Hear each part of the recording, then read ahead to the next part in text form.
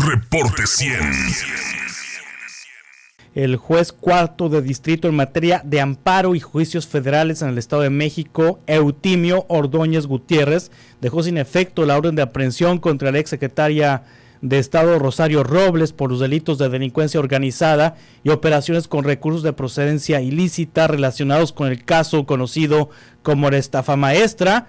Dicha orden de aprehensión, a petición de la Fiscalía General de la República, se libró el 31 de octubre de 2020. El juez concedió el amparo en virtud de que dicha orden de aprehensión se sustentó en datos imprecisos y contradictorios, así como en argumentos ficticios, confusos, dice, es confusos el término correcto. Sin embargo, el juez aclaró que no se trata de una cancelación en automático de dicha orden, sino que el juez de control debe emitir una nueva resolución con una argumentación distinta. La concesión del amparo es para efectos de vicios formales, por lo que no vincula a negar en automático la orden de aprehensión, sino realizar un nuevo estudio de la solicitud de orden que presentó la Fiscalía con libertad de jurisdicción por la responsable, destacó.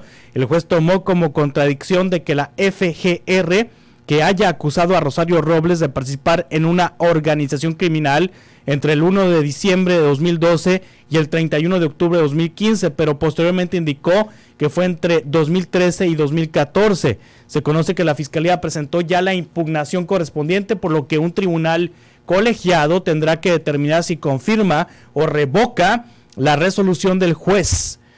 El 26 de enero de este año, el noveno tribunal colegiado en materia penal del primer circuito concedió un amparo a la exsecretaria Rosario Robles, que abrió la posibilidad del sobreseimiento del proceso penal iniciado por la Fiscalía por el caso de la llamada estafa maestra. Un mes después, el juez de control, Roberto Paredes, exoneró a la exsecretaria de Desarrollo Social del delito de uso indebido del servicio público en el caso de la estafa maestra. Y justamente para platicar sobre la situación de Rosario Robles, Arturo Ángel, periodista de investigación, está con nosotros esta mañana. Arturo, ¿cómo estás? Buenos días.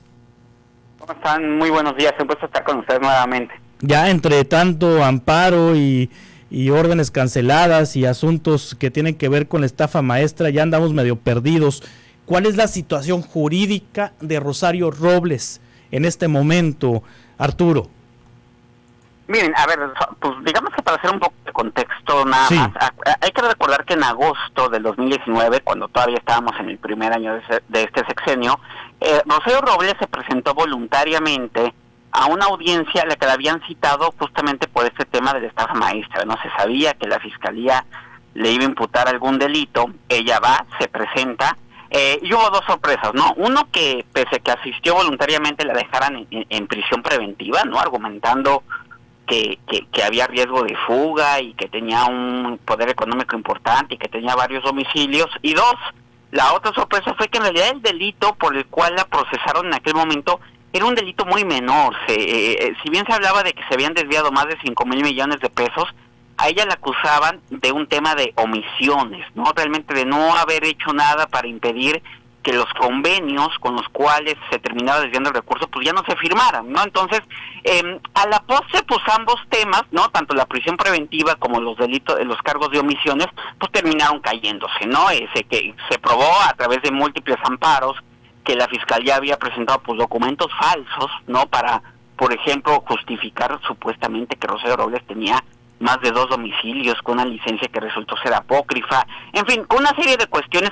Lo que siempre supimos realmente era un exceso, ¿no? Esa prisión preventiva, y dos, terminaron el año pasado pues absolviendo a Rosario Robles de esas supuestas omisiones, ¿no? Porque pues el juez que revisó el caso finalmente consideró que eran unas faltas administrativas en todo caso, pero no un delito. Entonces, ese fue, digamos, que el caso que acaparó la luz pública, ¿no? Pero paralelamente, en octubre del 2020, cuando Rosario Robles ya estaba en prisión y ya tenía varios cuestionamientos esta prisión preventiva, ¿no? La Fiscalía solicitó a un juez del Estado de México una orden de aprehensión en contra de Rosario Robles por delitos que estos sí eran muy serios: delincuencia organizada y lavado de dinero, ligados con el caso también de la estafa maestra. Ahí es cuando creo que todos pensamos de que realmente ese iba a ser el gran juicio en contra de Rosario Robles, porque pues esos eran delitos de alguna manera que sí se aproximaban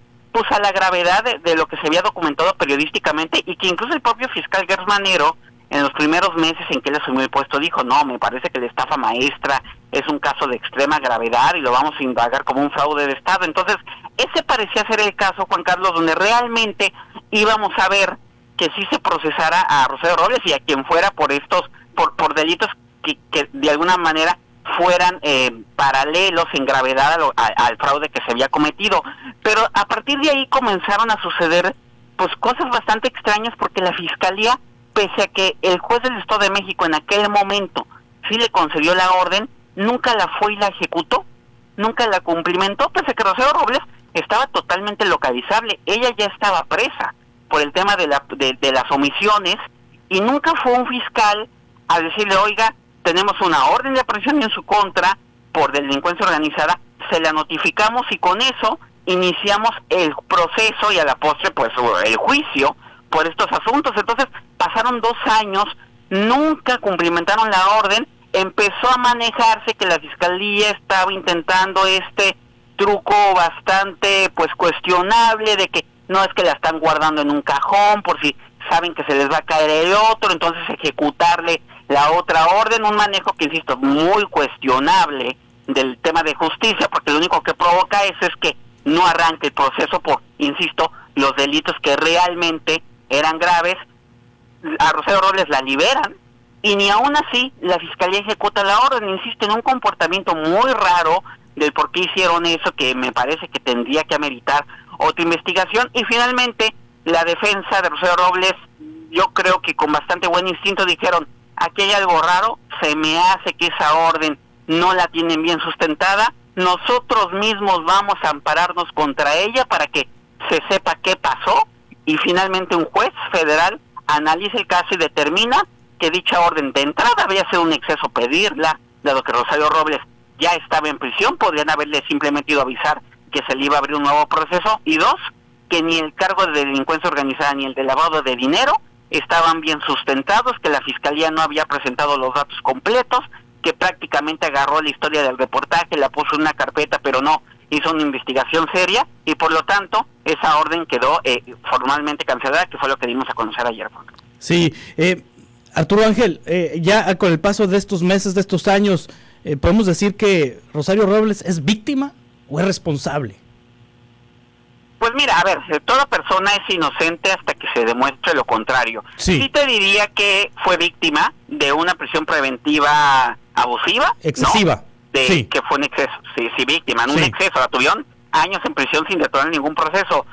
¿Y que es probable responsable? Pues vamos, eso es algo que la autoridad tendría que esclarecer. Lo que está documentado es que ella estuvo al frente de dependencias donde ocurrió esto, pero pues mientras no se pruebe en un juicio, de nada vale, Juan Carlos. Sí, pero sí se cometió un exceso contra ella en la prisión preventiva. La prisión preventiva, ¿no? Sí. El uso de documentos falsos, como se quedó probado, y luego esta negligencia muy rara de haber perdido una orden de aprehensión en su contra, Juan Carlos, y nunca irle a ejecutar. Y uno pensaría, pues la Fiscalía debería ser la primera interesada en detonar un juicio que sí era por delitos significativos, y nunca fueron a ejecutarle. Entonces, también me parece que ahí tendría que investigarse de nuevo, repito, la actuación de los funcionarios que teniendo esta orden, mientras todo el tiempo que estuvo viva no la cumplimentaron, y bueno, pues ahora ya no se puede por este amparo. La Fiscalía apeló, vamos a ver si gana la apelación. Parece bastante complicado por la sentencia que dio el juez, y en este juicio de amparo, Juan Carlos, también el juez dice: también Rosario Robles fue víctima